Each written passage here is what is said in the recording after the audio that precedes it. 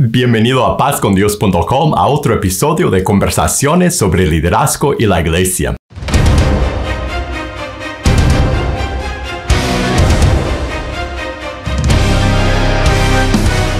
Hola, soy Felipe de pazcondios.com. En pazcondios.com nuestra misión es equipar a líderes para capacitar a la iglesia. Y para ver todos los videos que publicamos, suscríbete a ese canal y prende la campanita de notificaciones. Ahora, en este programa de conversaciones sobre el liderazgo y la iglesia, yo contesto las preguntas que me envían. Entonces, si tú tienes una pregunta de Dios o la Biblia, de la iglesia, del liderazgo, de tu vida, una pregunta de lo que sea, mándame tu pregunta a preguntas@pazcondios.com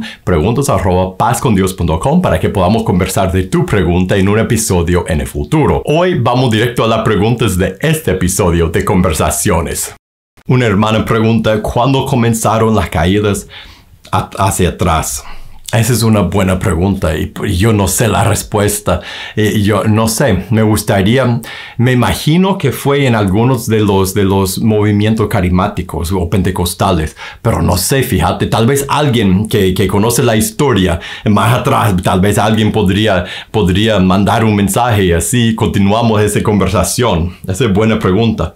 Pero lo que sí sé es que no aparecen aquí. Comenzaron después de lo que vemos de la iglesia primitiva en el primer siglo. Otra hermana escribe, ¿qué traducción de la Biblia debo usar? Yo recomendaría una traducción que es fiel al texto antiguo, o sea, al griego y al hebreo, al arameo, y una traducción que fácilmente con el cual puedes identificar que es muy parecido, que usa el lenguaje que es como el lenguaje que tú usas. Entonces, para algunas personas, la Reina Valera, yo uso la Reina Valera de 1960, esa es una buena traducción, muy fiel al texto. Para otros, yo uso también la NBLH, que es muy fiel al texto como la Reina Valera, pero usa un lenguaje un poco más moderno, como nosotros hablamos hoy día. Usa usted en vez de vosotros, que es una diferencia que es más dependiendo de dónde vives y cómo hablas, más de acuerdo a cómo algunos hablan. Hay otras, estoy buscando en mi app de la Biblia. Esa es una recomendación que yo daría. Busca el YouVersiones, el app de la Biblia en tu teléfono. Busca, se llama YouVersiones o YouVersion o el app de la Biblia, el app de la Biblia. Y ahí puedes experimentar con diferentes traducciones de la Biblia. Ahí puedes cambiar la traducción y ellos tienen una gran variedad de traducciones en español. Tienen la otra que yo recomendaría es la NIV. La NIV, la Nueva Versión Internacional, NVI, Nueva Versión Internacional. Otra es la Nueva Traducción Viviente. Es buenísima. La Nueva Traducción Viviente, la NTV, es una buena traducción también. Una hermana escribe, has contestado mi pregunta en el último momento de su video, pero contradice con la respuesta de la pregunta anterior del mismo video. Me ha dejado más confusa todavía. Primero, usted cree que podemos casarnos nuevamente después de un divorcio que hubo infidelidad y luego dice que no. Yo no quiero estar sola para toda mi vida. Tengo un novio ahora que quiere casarse conmigo y está yendo a la iglesia conmigo. Es justo que yo esté sola y infeliz toda mi vida. No creo que Dios, mi Padre amado, quiera eso para mí, pero gracias por contestar en su video. Ahora, y yo entiendo la confusión y quizá puedo ayudarle a leer los pasajes y llegar a su propia interpretación, porque a final de cuentas lo que uno piensa, lo que otra persona piensa no es tan importante como lo que uno mismo lee y recibe de Dios en su palabra. Entonces, yo te animaría a que leyeras los pasajes y llegaras a tu propia interpretación de la palabra de Dios. Lea Mateo capítulo 5, 32 y 33. Lea Mateo capítulo 19, del 1 al a 9 o del 1 a 12 mejor, o Marcos 10 del 1 a 12, Lucas 16, verso 18. También lea 1 de Corintios capítulo 7, donde el apóstol Pablo habla en mucho detalle de todo en mi Biblia, el título del capítulo es Problemas de matrimonio. Él habla de mucho de matrimonio, de divorcio, de estar en yugo desigual con alguien que no es cristiano, de volverse a casar, de todos esos temas. Lea esos pasajes, es mi consejo, porque y la confusión que yo creo que usted percibió en el último video es debido a que en la palabra de Dios es muy claro en el Nuevo Testamento cuando habla de divorcio y del volverse a casar, está sumamente claro que es pecado.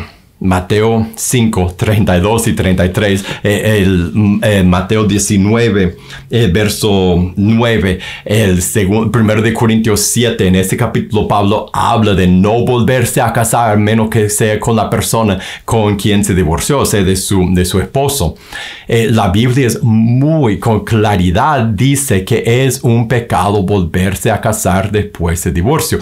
Ahora, lo que no es tan claro, y le voy a dar mi interpretación, pero tú tienes que leerlo y llegar a tu propia interpretación, es que en 2 de los lugares donde habla del matrimonio, de divorcio y de volverse a casar, solo en 2 de todo lo demás, Jesús da una cláusula que es interesante. Dice, y yo le digo, Mateo 19:9, lo que voy a leer, pero dice algo parecido, Mateo 5:33, y yo le digo que cualquiera que repudie a su mujer, salvo por causa de fornicación, y se casa con otra, adultera, y el que se casa con la repudiada, adultera. Me parece, por la cláusula de salvo por causa de fornicación, que él está dando la excepción a lo que él está diciendo en ese verso, que es divorciarse, pecado, volverse a casar después de divorcio, pecado, excepto en caso cuando el divorcio es por causa de fornicación, o sea, cuando el otro fue infiel y eso rompió el matrimonio. Ahora, él no explica bien esa lógica en los 2 lugares en Mateo, y en todos los demás lugares donde él habla de eso, busca Marcos 10, 1 a 12 o Lucas 16, 18 o 1 de Corintios 7, no menciona esa cláusula, esa frase, salvo en caso de fornicación, por causa de fornicación. Por lo tanto, con firmeza puedo decir que en la palabra de Dios es muy claro que volverse a casar después de divorcio es un pecado. Ahora, mi interpretación de lo que dice en Mateo 19, Mateo 5 es que existe la posibilidad de que uno podría volverse a casar sin entrar en pecado si su divorcio fue por la fornicación del otro. Pero esa es mi interpretación y como no lo menciona en todos los pasajes, si yo estuviera en esa posición como usted, yo quisiera aconsejarte a que tú llegaras a tu propia conclusión antes de decir, eso significa que todo lo que son divorciados por fornicación con libertad pueden volverse a casar. Porque ese mensaje no es tan claro en la palabra de Dios como el mensaje de que volverse a casar después de divorcio es un pecado. Ahora, volviendo a la última pregunta, al final de su pregunta hizo un comentario que me gustaría tratar como otra pregunta. El comentario es justo que yo esté sola e infeliz toda mi vida. No creo que Dios, mi Padre amado, quiera eso para mí, pero gracias por contestar en su video.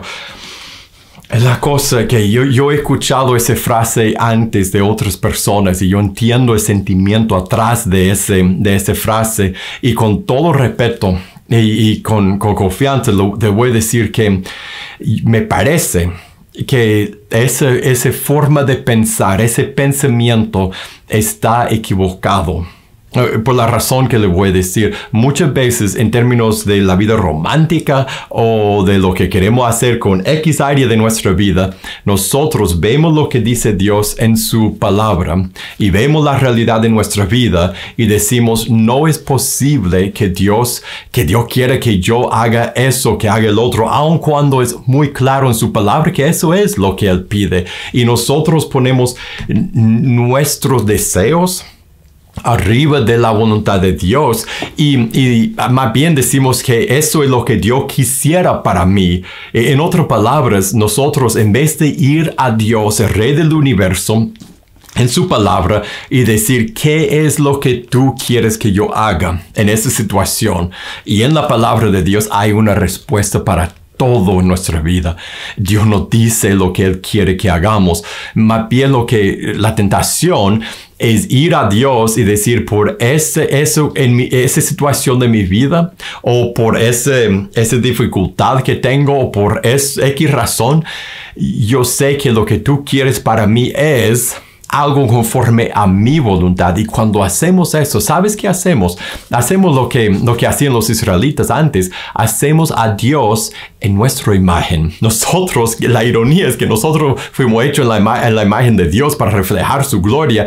Y cuando nosotros proyectamos nuestra voluntad a Dios, nosotros hacemos a Dios en nuestra imagen. Lo opuesto de cómo es en realidad. Lo que nosotros debemos hacer es ir a Dios y decir, Dios, ¿qué es lo que tú quieres que haga en esa área de mi vida? Y buscar en su palabra y llegar a nuestra propia conclusión basada directamente en la palabra de Dios. Y en ese caso, en el matrimonio, de volverse a casar, si tú lees la palabra de Dios, si tú llegas a la conclusión que lo que Dios claramente ha revelado en su voluntad, en tu caso, en la situación en que tú estás, y yo no pretendo saber todos los detalles de tu situación, entonces esa es una conclusión a la cual tú tendrás que llegar. Pero si tú llegas a la conclusión que Dios no quiere, por ejemplo, que vuelvas a casarte, digamos, ahora, la opción no es o desobedecer a Dios o volver a hacer a Dios en su imagen conforme a tu voluntad, o estar estar infeliz, estar miserable para el resto de su vida, estar sola. Dios provee para todas nuestras necesidades. En sí, en Dios nosotros. Ese es el gran mensaje de la Biblia, es que nosotros buscamos felicidad y satisfacción en otras cosas. Y cuando buscamos nuestra mayor satisfacción en otras cosas, y muchas veces es en otra persona. Yo pienso que no puedo estar feliz si no tengo a esa persona. No puedo estar feliz solo.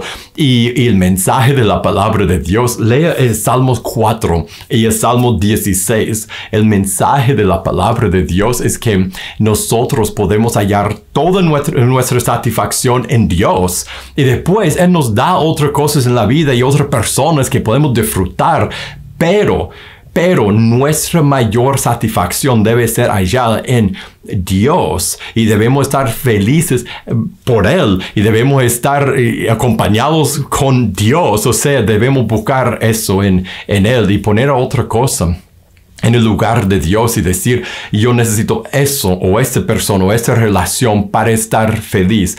Es reconocer que hemos hecho un ídolo de esa cosa, de esa relación, de ese estado.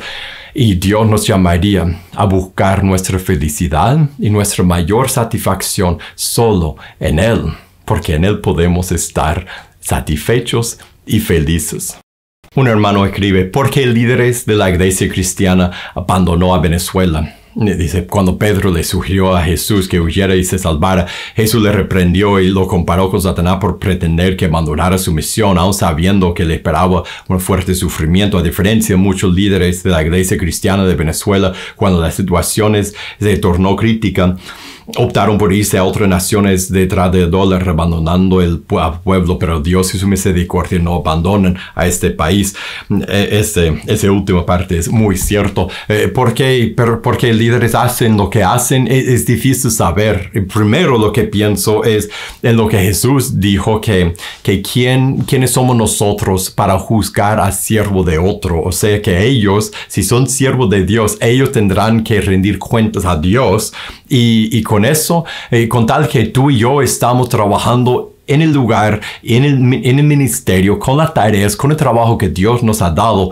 Esto es asunto entre ellos y Dios. Y yo, lo que me da paz es saber que Dios tiene gracia y también Él pedirá cuentas de todo. Esto me da temor y también me libera un poco de la sensación de sentir que yo tengo que llamar a justicia a los demás líderes y estar encima de ellos porque ellos son siervos de otro. Y por otro lado, yo digo que Jesús habló de eso cuando en Juan 10, cuando él habla de la persona, de los líderes que abandonan al rebaño, que ven al lobo venir y huyen, y que no realmente él cuestiona su... que son pagados, pues. Eso es lo que Jesús dice en Juan 10. Entonces eso ocurre a la vez. Yo no puedo ver a todas las personas que hacen una cosa u otra y saber por qué lo están haciendo. Yo creo que entrar en ese mundo de pretender saber los motivos de los demás es difícil y solo nos lleva a sentir más cínicos, a sentirnos cínicos, a sentir que a juzgar a otros y a criticar a otros, cuando en realidad debemos dejar eso a Dios y debemos enfocarnos en el trabajo que Dios nos ha dado ahora, en el tiempo, en el lugar donde nos encontramos. Una hermana escribe la siguiente pregunta. Para casarme, ¿qué aspecto debe ser el más importante en la persona que amo? ¿Su vida espiritual o su preparación que haya conseguido con logros? Por ejemplo, en su profesión, en su trabajo, etc. La verdad, lo que más importa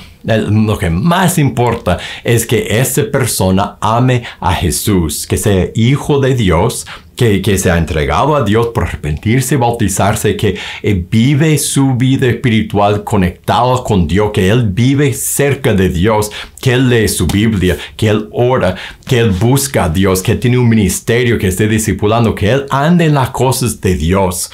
Eso es lo más importante, porque si no, vas a entrar en un matrimonio con alguien que tal vez, como dicen, sería una buena ficha, pero no sería una persona que ama a Jesús sobre todas las cosas. Y eso sería una unión, un yugo desigual. Y como dice Pablo en 2 de Corintios capítulo 6, al final, él habla de esa clase de unión, de yugo desigual, cuando están yendo en diferentes direcciones, jalando para acá, jalando para allá.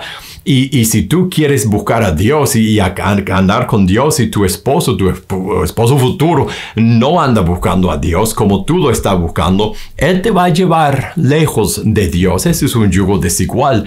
Lo más importante en pensar en un esposo futuro es